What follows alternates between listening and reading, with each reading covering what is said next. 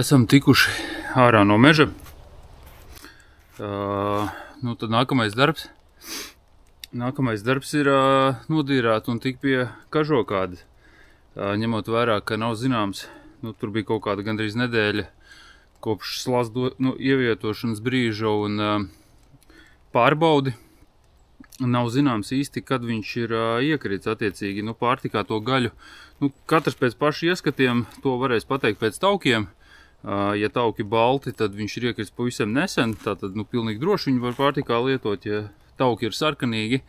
Attiecīgi, visticamāk jau tajā +2 grādu temperatūrā, +3, +4, ja, cik tas ūdens ir pa 2-3 dienām, diez vai ka viņam kaut kas ir noticis, bet tādos gadījumos tad parasti to gaļiņu izgāra vai suņiem. Bet, kā saku, pēc katra ieskatiem. Bet, šobrīd mērķis tātad nodīrāt ādu. Bebrs mums ir, manā skatījumā viens no sarežģītākajiem tādā ziņā. Tas ir tāds labs treniņu dzīvnieks jaunajiem medniekiem. Ja es teiktu, ja iemācās dīrāt bebru, tad visi pārējie dzīvnieki liksies bērndārs. Tā īpatnība bebram ir tā, ka ja citiem dzīvniekiem ir tāds izteikts zemādas tauku slānīts, attiecīgi ir āda, ir tauciņi un ir muskuļaudi, tad bebram, it sevišķi muguras daļā, faktiski sanāk, ka tā āda pieaug klāt pie muskuļaudiem. Tie ļoti rūpīgi, precīzi jāizdara griezieni, jo te ir tādas divas galības, ko nedrīkst pieļaut. Mēs nedrīkstam piegriezt pa tuvu ādai, attiecīgi radot caurumu ādā nevajadzīgu vai nogriežot matu saknes, ja, kā rezultātā otrā pusē akots kritīs ārā. Tā ir tāda viena galība, ka varbūt pa tuvu. Otra galība ir, ja mēs pie ādas atstājam pārāk daudz taukus vai gaļu, tad tajā vietā tā āda netiek iekonservēta, sālīšanas, arī žāvēšanas procesā būs tas pat kaltēšanas.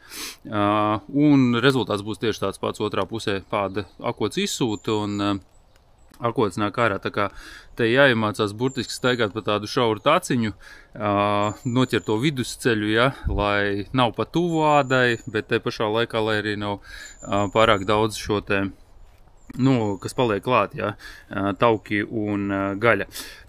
Tagad sāksim darboties, mēģināšu to rakursu izvēlēties tā, lai maksimāli labāk būtu redzams. Te ir mans standarta komplekts cimdi, neesmu mačo.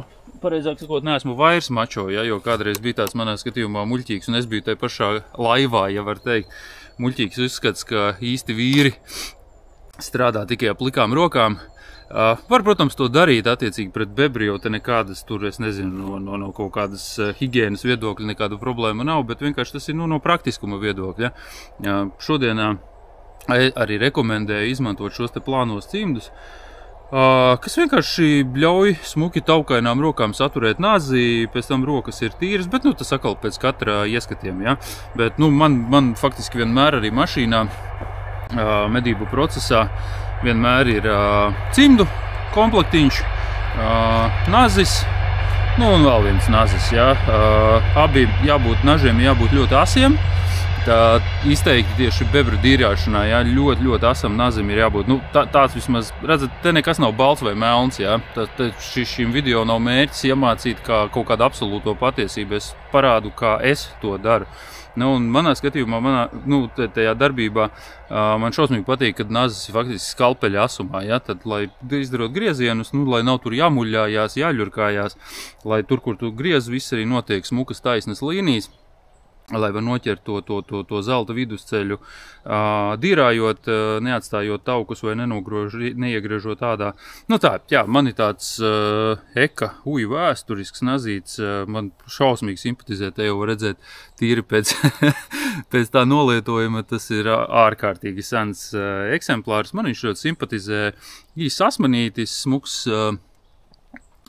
gals viņam ir tātad, nav tas spicais asais, ja, un viņš tā saucamais swingblades, ja, ka otrā pusē ir šis te, ar ko var vēderādu, vēderdobumam pārgriezt, neiegriežot kuņģī vai zarnās. Un dvielīšu komplekts vienkārši, lai noslaucītu rokas, kaut kādas asinis, un programma minimums manā skatījumā nazis, cimdi, dvielītis, un tad jau mierīgi akurāti un pietiekoši higieniski var darboties. Es esmu uzbūvējis tādu steķīti, faktiski tāds kaut kas ļoti līdzīgs tā kā malkas zāģēšanas steķītim, ja, kurā ļoti ērti to dzīvnieku ievietot manā darba, varētu teikt, roku augstumā. Viņš neļurkājās, nešļūkājās nekur, viņu var grozīt, nospriegot to ādu griešanas procesā, tā kā arī manā skatījumā. No mazajiem dzīvniekiem, kažokzvāriem, bebriem ļoti ērti, kaut ko lielāku te, kaut kādu sivēnu varbūt var ielikt, bet tos parasti pakarinātā veidā mēs dierājam. To pirmo griezienu mēs veicam no astes faktiski līdz pat zodam, ja, tādā gareniskā veidā, cenšoties noturēt daudz maz taisnu līniju. Ja, pirms tam var apgriezt astai riņķī.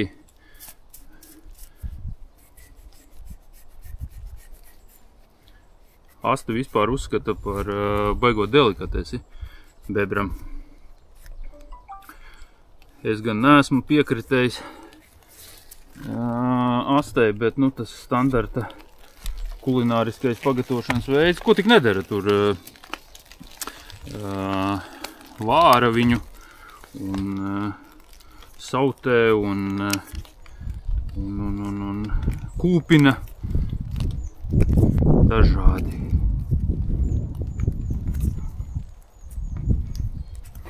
Nažās gals nav uzasināts.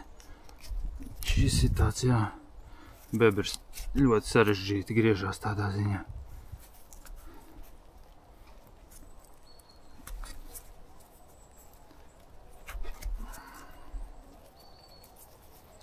Te labi nodara tas swingblades, ja, ka mēs viņu ieliekam zem ādas un šitādā te veidā taisnā līnijā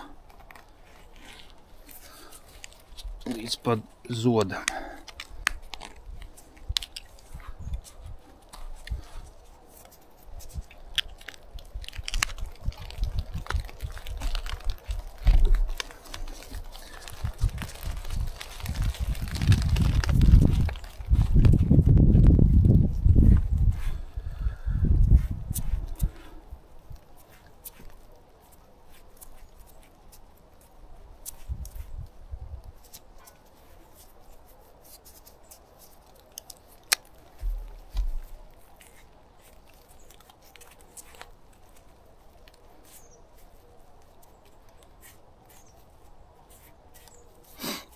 Divi paņēmieni, kā es esmu novērojis, kā strādā ar bebru. Viens ir tāds, ka pietiekoši nerūpīgi, varētu teikt, nodīrā viņu ar visu atstāto gaļu klāt. Un pēc tam tā kā atsevišķu darbība tos taukus un gaļu nogriež nost. Otrs veids ir tāds, ka tas ir piņķerīgāk, ilgāk, lēnāk, bet attiecīgi cenšas dīrāt tā, lai uzreiz tie tauki nepaliek pie tās ādas klāt, un attiecīgi pēc tam tas vairs nav jādara. Es kaut kur pa vidu, es neteikšu, ka es šausmīgi rūpīgi cenšos viņu uzreiz nodīrāt, bet arī tā ļoti apzināti cenšos neatstāt kaut kādus lielus taukus gabalus, jo pēc tam, kad tā āda ir nodīrāta, ir krietni, es teiktu, pat grūtāk darboties, jo nav viņa īsti kur novietot. Skaidrs, ka tur var visu ko izdomāt, bet nospriegot ir sarežģītāk. Kā šitādā te garā lēnām, mierīgi redzat āda, tur faktiski nekas pie viņas. Šādi te tur mazi gabaliņi netraucēs absolūti pie ādas izstrādes. Galvenais pēc iespējas mazāk caurumus sataisīt, jo paši jau to ādu gribēsim kaut ko ar viņu, ja. Redzat, tā vēdera daļa salīdzinoši vienkārši. Tā sarežģītākā manā skatījumā ir tieši tā muguras daļa. Kaut kādu brīdi ir viņš pabijis slazdos, ja pēc tiem tauciņiem redzams, ka tauciņi nav pilnīgi balti.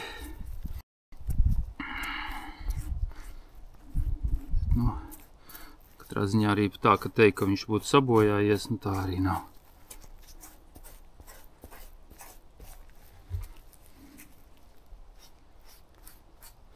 Tās piņķerīgās vietas te ap kājām, ap dibenu, galva, bet es kā vienmēr mierinu studentus, jaunos medniekus, ka neviens nepiedzims zinošs, ka tas vienkārši nāk ar praksi.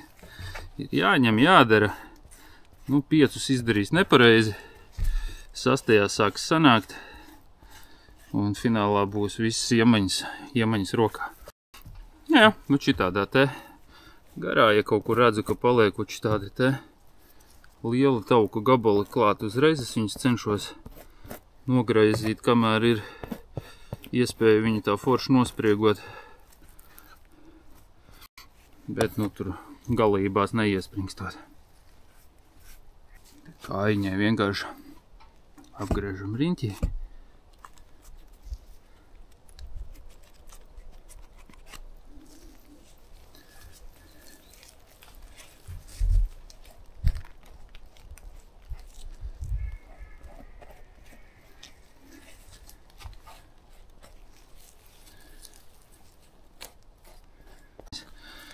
Gaļa. Tas tāda grūtāka vieta, varētu teikt, ir tā vēdera daļa. Nekā te sarežģīta nav, lēni, uzmanīgi, mierīgi.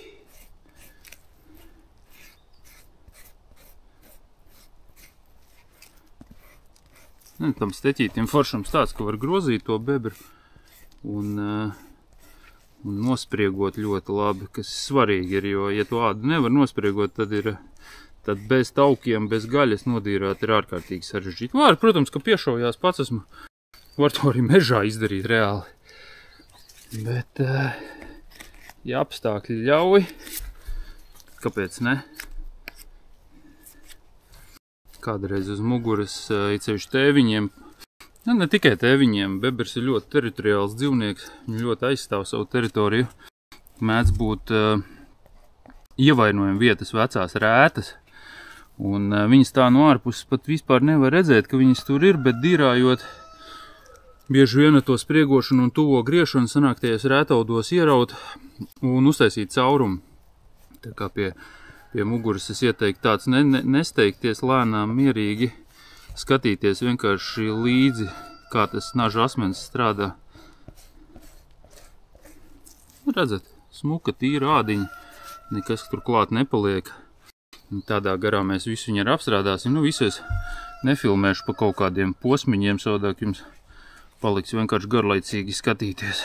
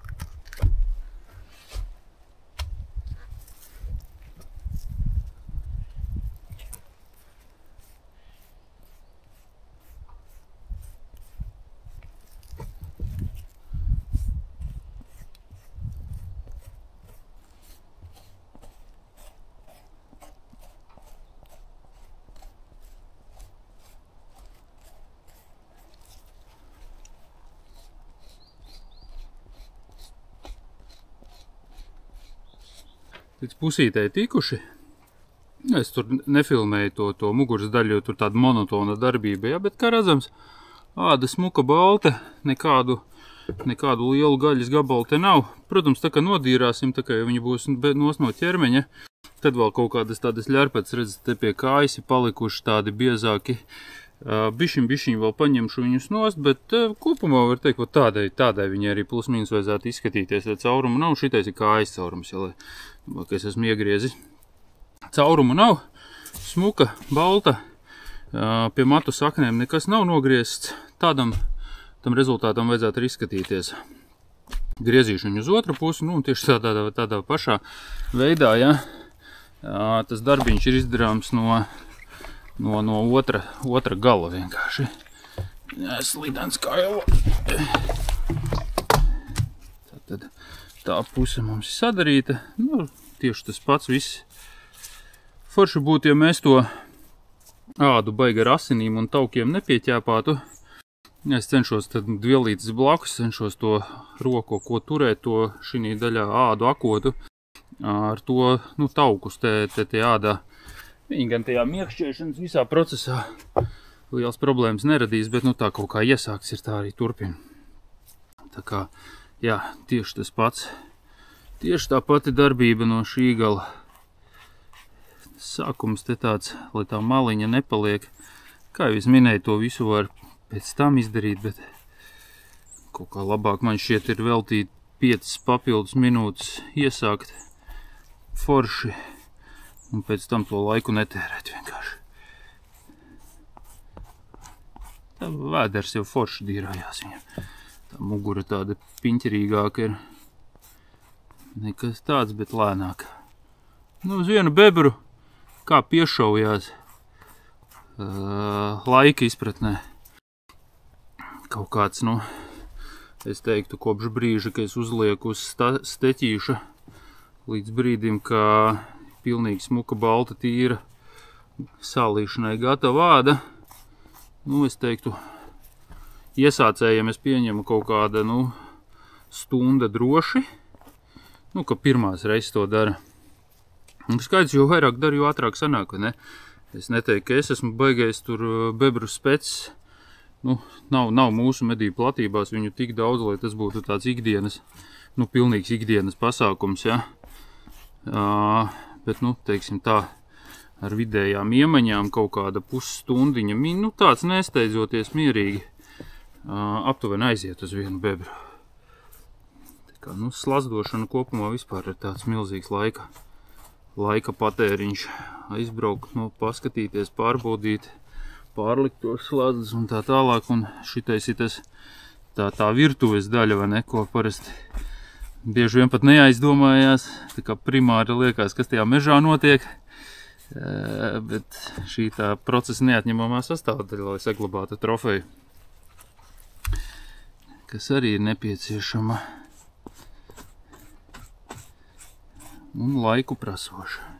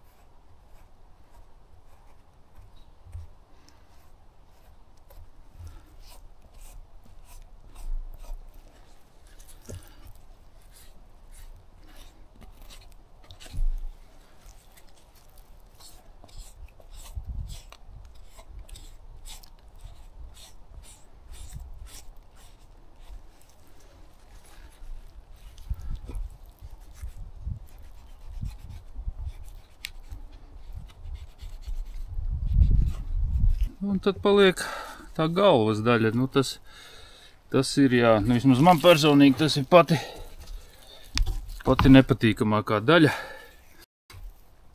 Tā spranda galva, sevišķi tur, kur sākās acis un ausis. Tur nekas tāds atkal viss tā lēnām prātīgi, bet tas neiet tik. Sevišķi viņš šautajiem vispār ir, tiem vēl tās asins. Tad tā īsti nav saprotams, kur tu griez. Viss tā kā ir. Nekas neizdarāms. Kā es saku, ja arī te kaut kas paliek klāt, pa to nevajag vispār pilnīgi iespringt. Es te bišķi aiziet uztaisīju lūpu, bet tas nekas. Ja kaut kas arī paliek klāt, to vispār nevajag iespringt, jo pēc tam mierīgā garā to visu smuku var nogriezt visus šitos te, šitādus te nost. Ja viņš ir pavisam plāns, viņš netraucē, bet, nu, ja tur ir tāds centimetru, gandrīz biezs gaļas gabals, un to gan vajag nogriezt.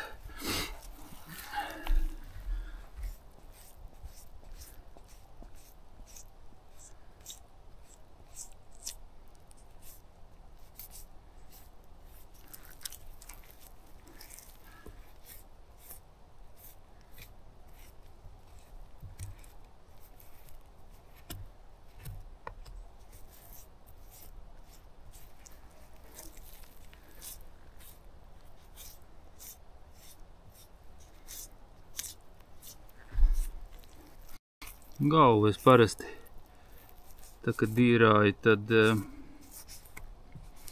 pa to palikšanu klāt vai nepalikt, es baigi neiespringstu. Jo galvā ir diezgan vienkārši sataisīt caurumu sādā. Es labāk nodīrāju, atstājot šeit, nu kā redzat, jā, paliek kaut kas klāt.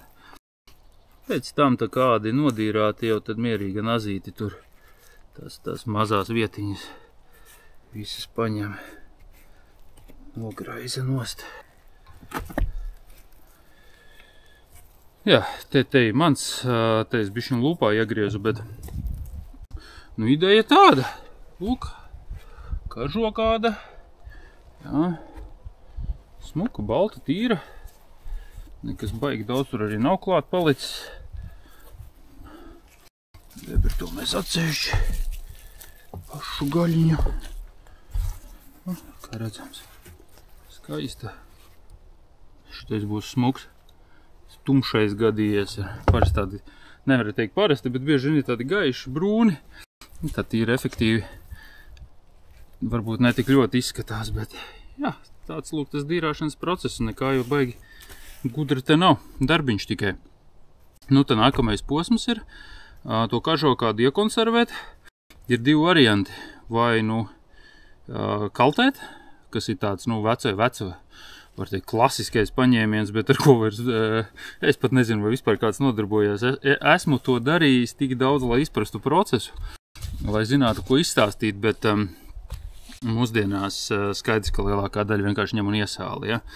Noliek vienkārši ādu plakaniski uz zemes kaut kādā tehniskākā telpā, uzber kārtīgi sāli virsū, uzmanību vajag pievērst šīm te maliņām, kā redzams. Redzat, viņa tā kā cenšas vērties ciet, viņu vajag tā hop atlocīt un to sāli šeit līdz pat pašai spalvai. Tā ir tāda klasiska lieta, ko parastot šitā viņa paliek, uzber sāli, kas notiek, šī maliņa nav iekonservējusies un vienkārši sakot, viņi sapūst. Nu, akots izkrīt ārā, tā kā jā, visām tām maliņām atvērt viņu kārtīgi to sāli salikt. Tāpatās arī šajās kāju vietās, jā, visus kā sāli. Tieši tāpat es to vēl viņu apstrādāšu bišķiņ, jā, kā redzams, te ir gaļa palikusi klāt, bet ausis pie ausu caurumiem, acu caurumiem, pie deguna. Nu, attiecīgi visām tām mazajām vietiņām pievērst uzmanību, lai viss ir tāds kārtīgi iesālīts. Nu, un tas arī ir viss. Jā.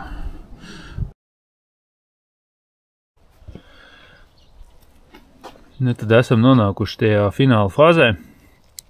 Un stāsts ir par šiem te saucamajiem muskusa dziedzeriem, jeb kasturējas dziedzeriem, jeb bebra dziedzeriem. Tie visi savā starpā ir sinonīmi. Tātad tā lokalizācija, nu, ķermenī kā tādā, ja, tad te mums ir aste, te ir anāla atvere, tad te ir tādi divi pāri orgāni. Pirmie tie ir tā saucamie anālie dziedzeri ar tādu dzeltenīgu šķidrumu iekšā, ko bebrs izmanto teritorijas iezīmēšanai. Otri pāri orgāni, kurus jau es esmu šeit izgriezis, jā, bet attiecīgi viņi būtu šeit, tie ir tie saucamie muskusa dziedzeri. Nu, un tad trešais pāri orgāns, jā, te ir redzams tie sēklnieki, nu, pie nosacījuma tas ir tēviņš, protams. Starp citu eksāmenā jaunajiem medniekiem prasa, kā atšķirt mātīti no tēviņa.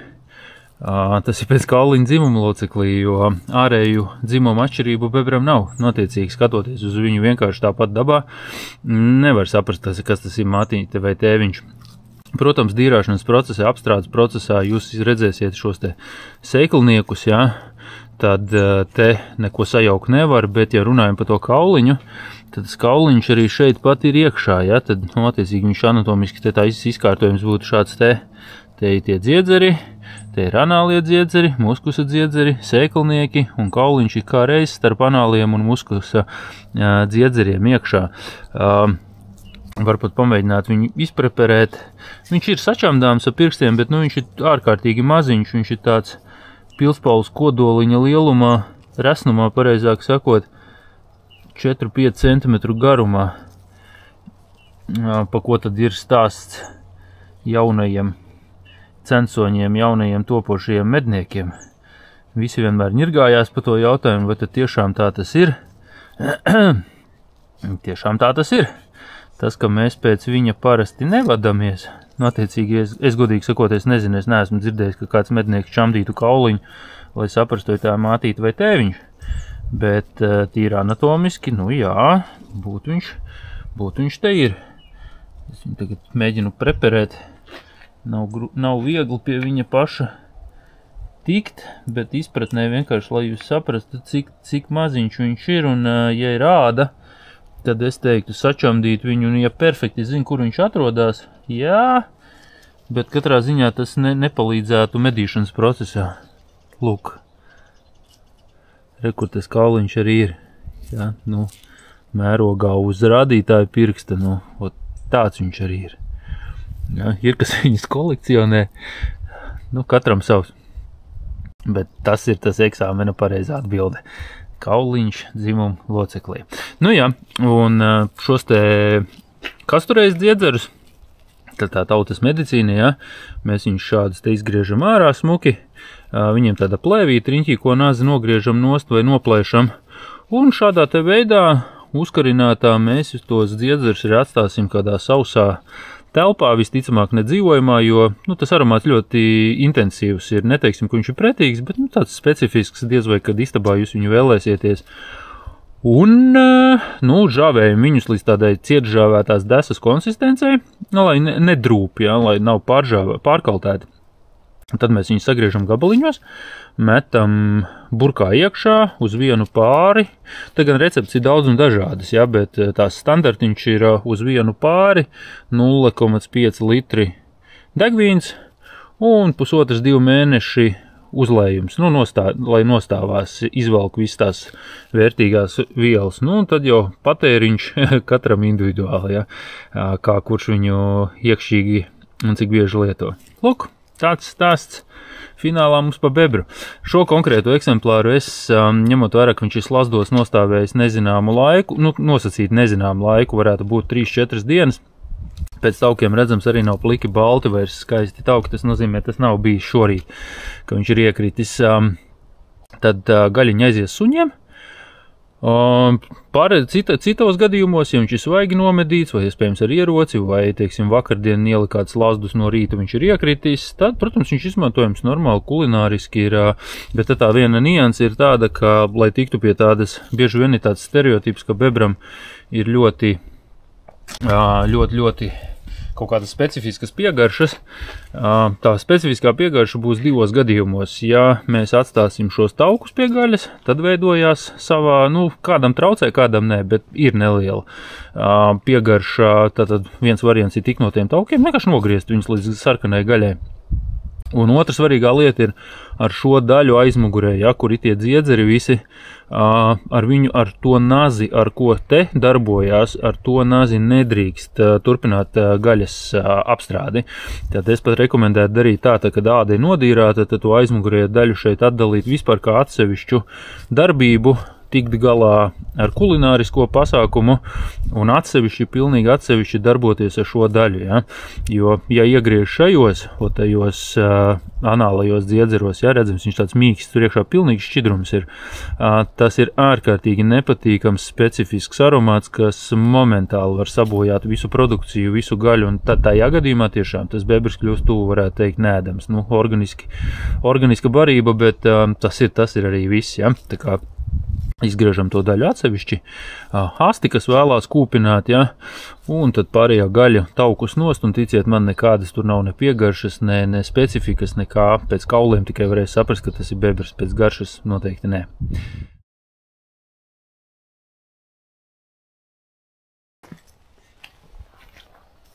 Sāli, ņemam pašu parastāko sāli, kāds eksistē, un droši daram virsū. Sāli nevajag taupīt, tas nav pats dārgākais ingredients. Sāli kārtīgi vajag uzbērt, tur pa vidus daļu vispār jautājuma nav, ot uzmanība jāpievērš šīm te maliņām, ja? Tas maliņas ir jāatloka, un tas sāls ir līdz pat pašai maliņai, tāpatās arī šīs te kājas Visam ir jābūt tur, kur visur ir jābūt sālim.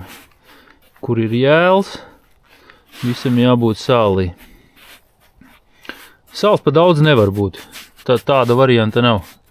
Te varbūt ir kaut kādā ziņā žēlums vai skopums iestājās. Tā ir cita lieta, bet no kažokādas viedokļa pa daudz viņu uzbērt nav iespējams.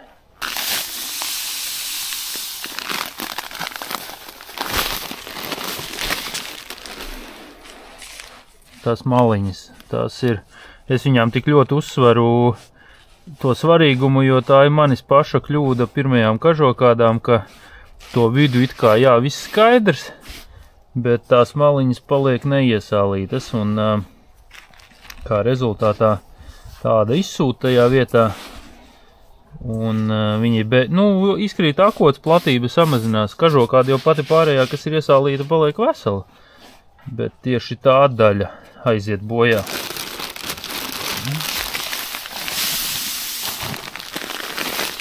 Daudzumu izpratni es jums nemācīšu komentēt, tas ir atkarīgs no ādas platības lieluma un tā, cik biezu slānīti jūs atstājat viņai virsū. Es atļautos teikt, ka, varbūt negluži centimetrs, tas varbūt ir pārspīlēti, bet puscentimetrs vismaz manā gadījumā būs droši.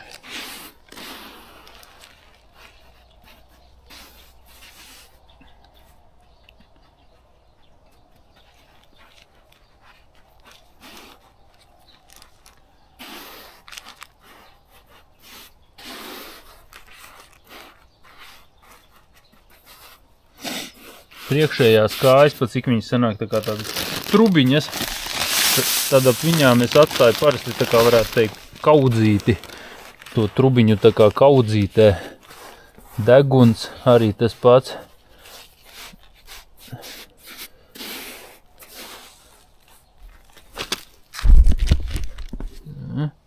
Aizjādamīs man kamera pa gaisu. Jau ir ļoti īstenībai. Bišķiņ. Nopērk 10 kilogramīgo maisu.